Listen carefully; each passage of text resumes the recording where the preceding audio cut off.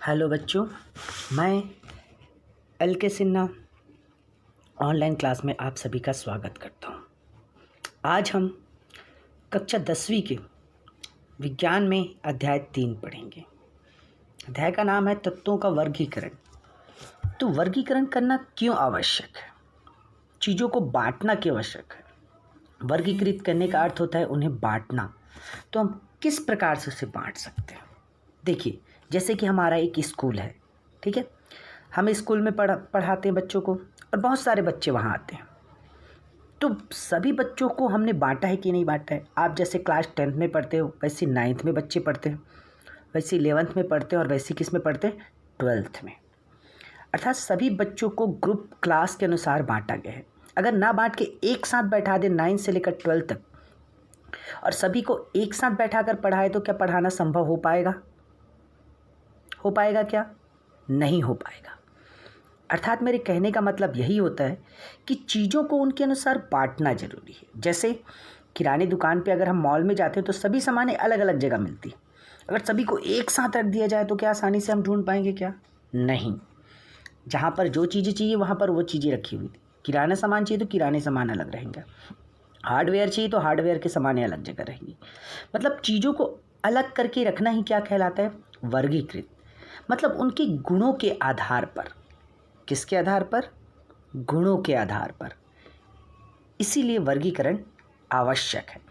वर्गीकरण एक व्यवस्थित रूप है जिसकी सहायता से हम किसी भी चीज़ की या किसी वस्तु की या किसी पदार्थ की आसानी से जानकारी प्राप्त कर सकते हैं। इसी को हम कहते हैं वर्गीकरण। अर्थात तत्वों का भी वर्गीकरण आवश्यक है। इस ब्रह्मांड में जितने भी तत्व पाए जाते हैं उन सब का वर्गीकरण आवश्यक है। जैसे सब्जी, अब सब्जी में जैसे बहुत सारी सब्जियां सब अलग अलग रखे रहते हैं। कहीं पे गोभी रखा रहता है, कहीं पे लौकी टमाटर, कहीं पे मिर्च अलग रहता है। अगर सबको एक साथ मिला दे और उनमें से एक एक को ढूंढ कर निकालने बोले तो क्या यह संभव है? आपको खरीदने में आसानी होगी क्या? नहीं। देखिए, सब्जियों को भी सब्जी वाला एक व्यवस्थित क्रम में रखा रहता है। तो इसीलिए तत्वों को व्यवस्थित करके रखने की आवश्यकता पड़ी। अर्थात रासायनिक वर्गीकरण एक प्रणाली जो रासायनिक कार्यात्मक संरचनात्मक गुणों के आधार पर, मतलब तत्वों के उनके गुणों के आधार पर क्या करती है? उसे वर्गीकृत करती है। समझ में आया? मतलब कोई भी तत्व है इस ब्रह्मांड में, आपने 9th में पढ़ा था 118 तत्व है टोटल। तो उन तत्वों की अपनी एक विशेषता है और उन्हीं तत्वों के गुणों के आधार पर उन्हें वर्गीकृत किया गया है, अर्थात बांटा गया है। क्योंकि हर तत्व दूसरे तत्व से क्रिया करता है और क्या बनाता है? यौगिक बनाता है। तो सन 1800 में केवल कितने? 31 तत्वों की खोज हुई थी। कब? 1800 में। भाई किसी न किसी चीज़ की खोज कभी न कभी होती है। उसके बाद 1865 में 63 तत्वों की खोज हो चुकी थी। ठीक है, धीरे धीरे खोज होना शुरू हुआ तत्वों की, वैज्ञानिकों ने स्टार्ट किया। तो सबसे पहले, ठीक है, अब 2000 जब 10 आया तो 118 तत्व ज्ञात हो चुके थे टोटल।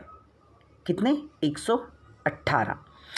2018 में 119वां तत्व की खोज हुई थी। किसकी? 119वें तत्व की। ठीक है, जिसके बारे में कहा जाता था कि वो लाक्षणिक था, मतलब कुछ अलग गुण रख के चलने वाला था। ठीक, यूरेनियम, ठीक है, उनका नाम था। अब ये जो तत्व है इनकी अपनी एक विशेषता रहती होगी, अपना एक गुण रहता होगा जिनके आधार पर इन्हें वर्गीकृत करना है। हमने तो बता दिया कि तत्व इतने थे और इतने हो गए, परंतु किस आधार पर हमने उसे नंबरिंग किया? बच्चों को रोल नंबर 1, 2, 3 दिया जाता है, तो उसी तरीके से तत्वों को भी वर्गीकृत किया जाता है। अब आवधिकता क्या है? देखिए, कहने का अर्थ यही होता है कि तत्वों को अगर वर्गीकृत करना है तो उनकी बढ़ती हुई परमाणु संख्या के साथ रुझान पर या पुनरावृत्ति विविधता को संदर्भित करता है। मतलब कहने का अर्थ होता है कि तत्वों में इलेक्ट्रॉन, प्रोटॉन और न्यूट्रॉन होते हैं। जिस तरीके से नाम में ABC रहता है अल्फ़ाबेटिकल, उसी तरीके से आवधिकता तत्व परमाणु संरचना में नियमित या अनुमानित भिन्नता के कारण होती है। उनकी संरचना के आधार पर भिन्नता के कारण होती है और उन्हीं के आधार पर उसे क्या किया जाता है?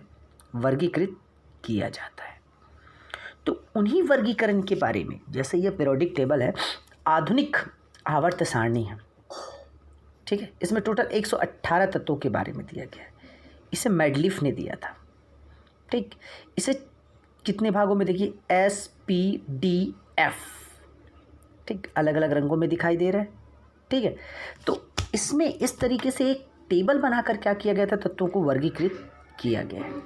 अब ये आसानी से तो बना नहीं होगा, तो इसकी शुरुआत हुई सबसे पहले डायब्राइनर का त्रिक नियम से। ये एक ऐसा वैज्ञानिक थे जिन्होंने शुरुआत की थी तत्वों को वर्गीकृत करने के लिए।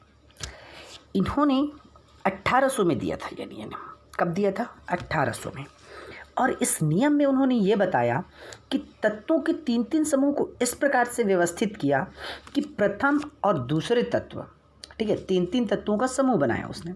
तो प्रथम और तीसरे तत्वों के परमाणु द्रव्यमान को जोड़कर अगर भाग दिया जाए तो औसत द्रव्यमान दूसरे तत्व के परमाणु द्रव्यमान के बराबर होता था। ऐसा इन्होंने 3-3 तत्वों को क्रमबद्ध रखा। उन्होंने इन समूह को त्रिक नियम नाम दिया, क्योंकि कितने समूह थे? 3-3 समूह थे, इसलिए उसके नाम दिया त्रिक। त्रिक का मतलब कितना होता है?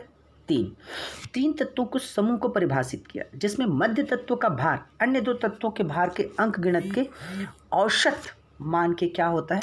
बराबर होता है। ये इन्होंने इस चीज़ में स्पष्ट रूप से बता दिया।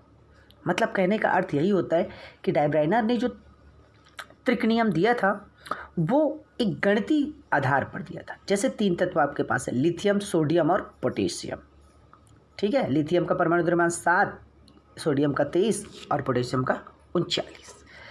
तो अब इनका हम औसत मान निकालें तो हमें आसानी से पता चल जाएगा कि किस प्रकार से होती है।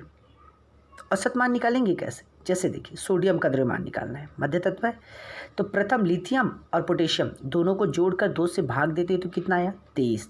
तो 23 जो है वो किसका द्रव्यमान हुआ? सोडियम का हुआ। किसका हुआ? सोडियम का। अर्थात एक चीज़ स्पष्ट हो जाती है कि यहाँ पर, ठीक है, डायब्राइनर का त्रिक नियम इसी सिद्धांत पर आधारित था। उसी तरीके से कैल्शियम, स्ट्रांसियम और बेरियम, ठीक है, इन तीनों तत्वों का भी उन्होंने क्या किया? डायब्राइनर ने त्रिक नियम दिया। इनका भी अगर औसत मान निकालो तो देखो, स्ट्रांसियम का कितना आता है? 88.5 आया, मतलब 88 आया, ठीक है। तो इस तरीके से ये डायब्राइनर का था क्या था? त्रिक नियम था, जो इनके उदाहरणों के अनुसार से भी पूर्णतः क्या होती है? स्पष्ट होती है। डायब्राइनर ने ये नियम परमाणु भारों के आधार पर कहा था। किसके आधार पर कहा था? परमाणु भारों के आधार पर कहा था। और 3-3 तत्वों का स्पष्ट रूप से उन्होंने श्रृंखला बनाई थी। याद रखिए, 3-3 तत्वों का, जैसे सल्फर, सेलेनियम और टेल्यूरियम का है, ठीक है। तो सेलेनियम का देखेंगे तो कितना आता है? 79.75 आ रहा है। तो ये औसत मान निकालने का तरीका है। आई होप आप सभी लोगों को समझ में आ भी गया होगा और आप लोग आसानी से इसे अब बना सकते हैं। आपके बुक में भी ये चीज़ दिया हुआ है, ठीक है, त्रिक नियम डायब्राइनर का। तो उसे आप उसी तरीके से देखकर स्पष्ट रूप से बनाने की कोशिश करेंगे। अगले तत्व की बात करूँ तो क्लोरीन, ब्रोमीन और आयोडीन है। क्लोरीन, ब्रोमीन और आयोडीन की अगर बात करूँ तो ये भी त्रिक नियम, जैसे हमें किसका ज्ञात करना है? मध्य तत्व का। तो औसत कितना है? 81.25 और वो कितना है? 80 है, मतलब लगभग उसी के आसपास आता है। तो इस तरीके से डायब्राइनर ने ये नियम दिया था। अब इस नियम की उपलब्धियां रही होगी, भाई कोई भी चीज़ बना है तो उसकी विशेषता क्या होती है, मैंने तो आपको बता दिया, लेकिन विशेषता क्या? उन्होंने तत्वों को वर्गीकरण करके बताया था, मतलब तत्वों को बांटा था। यह नियम न्यूलैंड और मेडलिफ के नियम पर आधार पर बना था, ठीक है। उन्होंने यह उपलब्धि पहली बार किसी तत्व के परमाणु भार और उसके तत्वों के गुणों के बीच संबंध को बताया था। मैंने ये बताया था कि परमाणु भार जो होता है वो एक तत्व दूसरे तत्व से किस प्रकार से गुणों में समानता प्रदर्शित करता है और वो किस तरीके से रह सहता है बेहतर तरीके से, उसके लिए उन्होंने वर्गीकृत किया। परंतु इसके कुछ दोष थे जिसे वो पूर्ण नहीं कर पाए, जिसे सीमाएं भी कहते हैं। बहुत बड़ी संख्या में तत्वों को त्रिक वर्गीकृत नहीं किया जा सकता था, मतलब उस समय उतने सारे तत्व खोजे जा चुके थे तो सभी को त्रिक रूप में बांटना बहुत मुश्किल था। जैसे कि देखो, कार्बन, नाइट्रोजन और ऑक्सीजन। कार्बन का द्रव्यमान है 12, नाइट्रोजन का 14 और ऑक्सीजन का 16। ठीक है, अब इनको अगर हम औसत मान निकालें तो कितना आ रहा है? 14 आ रहा है नाइट्रोजन का। ठीक है, तो ये त्रिक नियम द्रव्यमान पर तो फॉलो करता है, ठीक है, लेकिन सभी तत्वों पर ये फॉलो नहीं करता। ठीक है, परंतु इन तीनों तत्वों को उन्होंने एक साथ तो बना दिया, परंतु तीनों के गुण समान नहीं होते, तीनों के गुण अलग अलग होते हैं।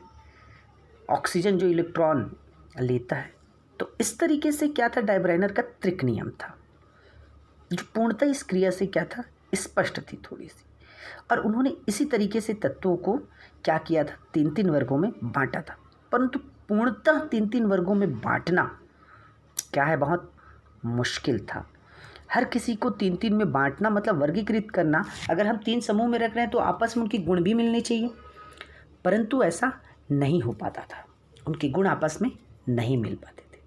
फिर एक वैज्ञानिक आए, न्यूलैंड। न्यूलैंड का अष्टक नियम का सिद्धांत था। अष्टक नियम कहने का अर्थ होता है कि 8 चीज़ों का गुण। यह नियम उन्होंने 1864 में दिया। कब दिया? 1864 में दिया। और उन्होंने ये बताया कि जिस तरीके से गुण होते हैं, ठीक है, उसी तरीके से उन्होंने व्यवस्थित करके वर्गीकृत किया 64 तत्वों को उनके गुणों के आधार पर। और जब वो 64 तत्वों को व्यवस्थित किए तो कोई ना कोई चीज़ आधार माने होंगे। तो आधार मानने के लिए उन्होंने किसको लिया? परमाणु द्रव्यमान को लिया। परमाणु द्रव्यमान के बढ़ते क्रम पर क्या किया? उसे व्यवस्थित किया। परमाणु द्रव्यमान के व्यवस्थित क्रम पर उसे क्या किया? ठीक है, उसके बाद अब उन्होंने जब टेबल बनाने की सोची तो उसके लिए एक नियम दिया। 8वां तत्व के गुण पहले तत्व के गुण के समान होते हैं। जब तत्वों को परमाणु द्रव्यमान के अनुसार बढ़ते क्रम में रखा गया, द्रव्यमान के अनुसार, तो प्रथम तत्व था वो 8वें गुण के साथ क्या रखता था? गुणों में समानता प्रदर्शित करता था। कैसे? देखिए, जिस तरीके से सुर होते हैं, 7 सुर, ठीक है, 7 सुर होते हैं, उसी तरीके से इन्होंने तत्वों को भी 8 में बांटा। और 7 के बाद अगला जो आया वो 8वां क्या आता है? पहले के समान फिर आ जाएगा। तो उसी तरीके से उन्होंने एलिमेंट को उसके परमाणु द्रव्यमान के अनुसार से, जैसे lithium, beryllium, boron, carbon, nitrogen, oxygen, fluorine, neon, ऐसा करके बांटा था उन्होंने। और वो देखते थे कि पहला तत्व है उसके 8वें तत्व के साथ गुणों में क्या करते थे? समानता प्रदर्शित करती थी। ठीक है, जैसे ये देखिए लिथियम, ठीक, सोडियम से गुण प्रदर्शित कर रहा है, समानता प्रदर्शित करना, ठीक है, क्योंकि दोनों इलेक्ट्रॉन देते हैं, एक एक इलेक्ट्रॉन, ठीक है। बेरिलियम 2 इलेक्ट्रॉन देता है तो मैग्नीशियम भी 2 इलेक्ट्रॉन देता है, अंतिम कोष में 2-2 इलेक्ट्रॉन होते हैं दोनों के। तो ये गुणों में समानता थी। समझ में आ रहा है? जैसे बोरॉन जो है वो एल्युमिनियम 3-3 इलेक्ट्रॉनों की बात हो जाती, मतलब गुणों में समानता की बात हो जाती थी। ये न्यूलैंड के अष्टक नियम में कहा गया। मतलब जिस तरीके से 7 स्वर सा रे गा मा पा धा नी सा, सा से आता और रे गा मा पा नी सा के बाद फिर सा रे गा मा आ जाता है, तो उसी तरीके से उन्होंने संगीत के साथ स्वरों के अनुसार से उन्हें बांटा था और बताया कि हर 8वां नोट पहले वाले के समान होता है। यह अगले पैमाने पर पहला नोट होता है, मतलब अगले पैमाने पर क्या होगा? वो पहला होगा। तो इस तरीके से न्यूलैंड ने परमाणु द्रव्यमान के अनुसार से उसे बांट दिया था। ठीक है, न्यूलैंड ने संगीत में हर 7 स्वरों के बाद 8वें स्वर पहले स्वर की पुनरावृत्ति करता है। इसकी व्याख्या उन्होंने पूर्णता की थी। आपके लिए प्रश्न भी यही आता है कि न्यूलैंड का अष्टक नियम लिखिए, तो आपको बिल्कुल इसे अच्छे से याद रखना होगा। मैं लाइन से धीरे से बता रहा हूँ, मतलब आपको समझ जाना चाहिए। इनके नोट्स भी इसमें बनाना है आपको। जो चीज़ समझा रहा हूँ उसे समझिए अच्छे से। जैसे देखिए सा रे गा मा पा धा नी, फिर सा आएगा, ठीक है। तो इस तरीके से देखिए तत्वों को उन्होंने स्वर में बांटा और उन्हीं के अनुसार से क्या किया? उन्हें वर्गीकृत किया था। और वर्गीकृत करने का भी अपना एक उद्देश्य था। आप उनकी उपलब्धियों के बारे में देखिए उन्होंने नियम दिया परमाणु द्रव्यमान के अनुसार से और उन्हीं के अनुसार से उन्हें बांटा, परंतु कोई ना कोई ऐसा चीज़ था जो उनसे थोड़ी सी क्या थी? भिन्न थी। तो इस नियम के द्वारा तत्वों के समान गुण वाले तत्वों के समूह को वर्गीकृत करने का आधार प्रदान हुआ, क्योंकि डायब्राइनर में जो था उनमें नियम क्या थे, समान नहीं थे, फिर भी वर्गीकृत किया गया था। परंतु इसमें कुछ तत्व ऐसे जिसके गुणों में समानता थी, उन्हें एक समूह में रखा गया। जो 8 तत्वों के समूह थे उनमें रखा गया। 7 समूह 8वां गुण तो जो था, ठीक है। दोष ये था कि कोबाल्ट निकिल समान गुणधर्म के आधार पर एक समूह में रखा गया था, जबकि फेरस लोहा जिसका गुणधर्म कोबाल्ट और निकिल के समान नहीं था, फिर भी इन दोनों के तत्वों से काफ़ी दूरी रखा गया था। क्यों? ठीक है, तो ये इनके क्या थे, ये इनके दोष थे। याद रखिए, जिनके बारे में वो स्पष्ट नहीं कह पाए वो क्या था, दोष था। न्यूलैंड ने कुल 64 तत्वों में कैल्शियम तक के तत्वों को व्यवस्थित कर पाए थे, ठीक है, जो 20 तक आता है उतने तक को व्यवस्थित कर पाए थे। कैल्शियम के बाद हर 8वें तत्व में पहले के समान गुण नहीं थे, तो उस प्रकार की उन्होंने व्याख्या नहीं कर पाए, मतलब उस तरीके की चीज़ों को वो नहीं बता पाए। उसके आगे के तत्वों के गुणों की असमानता किस तरीके से होती है उसे नहीं बता पाए। साथ ही साथ आधुनिक आवर्त सारणी के अक्रिय गैसों को उन्होंने शामिल नहीं किया। अक्रिय गैस जानते हैं ना, जेडॉन रेडॉन जो होता है, ठीक है, 18वें समूह का तत्व, इसकी व्याख्या भी उन्होंने स्पष्ट रूप से नहीं कर पाए, क्योंकि अक्रिय गैस तो किसी से कोई क्रिया करते ही नहीं है, उनके अष्टक पूर्ण होते हैं। अब आता है मेंडलीफ की आवर्त सारणी, जिसे मेंडलीफ ने दिया था। मेंडलीफ एक महान वैज्ञानिक थे और आवर्त सारणी की शुरुआत उन्हीं से हुई थी, मेंडलीफ से। डिमित्री इवानोविच मेंडलीफ रूसी रसायनज्ञ थे। उन्होंने 1869 में यह नियम दिया था, एक नियम दिया और उनके अनुसार तत्वों को वर्गीकृत किया हुआ। उन्हें आवर्त सारणी का जनक कहा जाता है, father of modern periodic table. बाद में इसके नियम को और सुधारा गया, उसके शिष्य ने ही सुधारा था, ठीक है, परंतु इन्हें कहा जाता है। इनका जो नियम था वो तत्वों के गुणधर्म में उनके परमाणु भार के आवर्ती फलन होते हैं, मतलब तत्वों के जो भी भौतिक और रासायनिक गुण होंगे वो उसके परमाणु भार पर निर्भर करते हैं। ये इन्होंने बताया था। किस पर निर्भर करते हैं? परमाणु भार पर निर्भर करते हैं, ये बताया था इन्होंने। तो मेंडलीफ ने इनमें क्या बांटे? ऊर्ध्वाधर स्तंभ, ग्रुप और क्षैतिज पंक्तियों में बांट दिया, मतलब वर्ग और क्या बनाए? आवर्त का निर्माण किया उन्होंने। तत्वों को इस तरीके से व्यवस्थित किया कि समान गुण वाले तत्व एक ही ऊर्ध्व स्तंभ पर समूह में आ जाए। जब उन्होंने वर्ग और समूह में बांटा तो उन्होंने देखा कि जो एक ही स्तंभ है, एक ही वर्ग है, उसमें एक समान गुण रखने वाले तत्व आ जाए।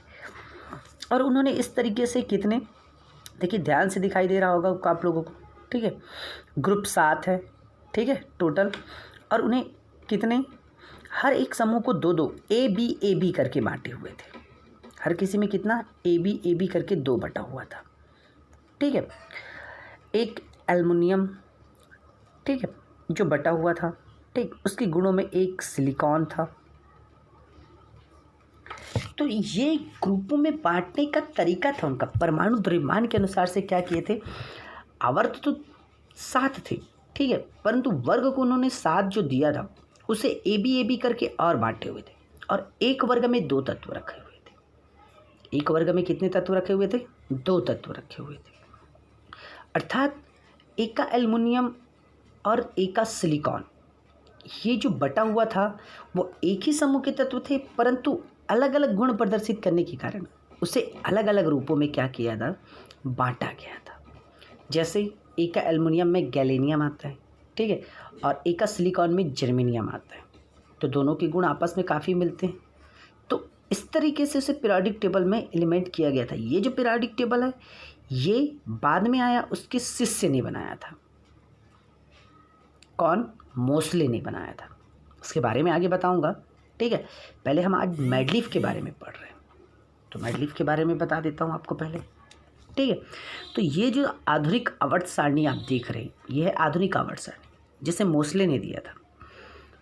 तो वो गुणों में तो समानता रखते हैं, तो उन्हें एक ही वर्ग में रखने का जो मेंडलीफ का गुण था, मेंडलीफ ने जो आवर्त सारणी बनाई थी, तो वो उनकी उपलब्धि रही, क्योंकि आगे जाकर उनकी गुणों की विशेषता के ही आधार पर उसके शिष्य ने उसे सही तरीके से डिफाइन किया। मेंडलीव की आवर्त सारणी में कुछ रिक्त स्थान छोड़े गए ताकि भविष्य में उन तत्वों की खोज किए जा सके, और ये भविष्य के लिए बहुत अच्छी उपलब्धि थी कि इसके गुणधर्म के समान जो तत्व है उनको खोजा जा सके, क्योंकि अगर पहला है और तीसरा है तो 2 नंबर तो होगा कहीं ना कहीं। तो इस तरीके से नए तत्वों की खोज करने में आसानी हुई। उपलब्धि में वह तत्वों को व्यवस्थित देने वाले पहले वैज्ञानिक थे, मतलब व्यवस्थित करने वाले क्या थे, पहले वैज्ञानिक थे। ठीक है, अब इनकी सीमाएं, मतलब वो चीज़ें जिनके बारे में ये व्याख्या नहीं कर पाए, जिनके बारे में वो स्पष्ट रूप से नहीं बता पाए, जैसे वह आवर्त सारणी में हाइड्रोजन का पता लगाने में असमर्थ रहे। ठीक है, तत्वों के समस्थानिक पाए जाते हैं, याद रखिए समस्थानिक, परमाणु क्रमांक जो समान रहते हैं और परमाणु द्रव्यमान, ठीक है, उन्हें अलग अलग रहते, तो उन्हें स्थान देना चाहिए, परंतु उन्होंने परमाणु द्रव्यमान के अनुसार तो बनाया था, परंतु उसमें उन्होंने स्थान नहीं दिया था। परमाणु द्रव्यमान के अनुसार कुछ तत्वों को पहले रख दिया गया था जिनका परमाणु भरभार कम होता है, जैसे कोबाल्ट का, ठीक है, 93 होता है, और निकेल का कितना 58 होता है, 0.71 होता है। परंतु जो तत्व परमाणु भार ज़्यादा है उसे क्या करना था, पहले रखना था। ठीक है, तो इतना आज के लिए हुआ, सभी को समझ में आया होगा। आगे हम और पढ़ेंगे। Thank you.